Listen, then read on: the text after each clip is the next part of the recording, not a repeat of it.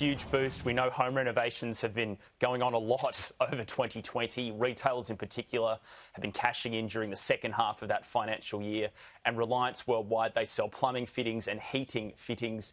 They've done very well. They've released a trading update this morning for the second half of 2020, saying sales up 13% to $642 million.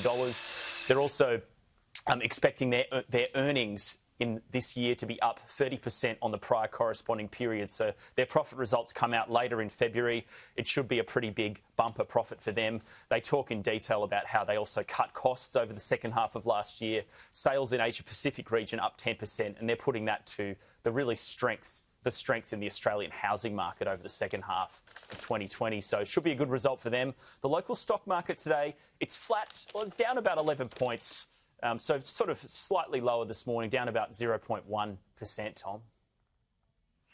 Meanwhile, we've got later today inflation numbers being released. Economists expecting inflation to rise slightly in the December quarter. They do. They believe inflation will tick up by 0.7% quarter on quarter. And for the 12 months to December 2020, they expect inflation to rise by 0.7% as well.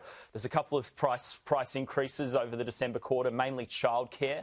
That's expected to be the big contributor to the inflation numbers today, as well as the tobacco excise tax that always goes up. That contributes to inflation. And fruit and vegetable prices are believed to be slightly higher as well over the 3 months to December.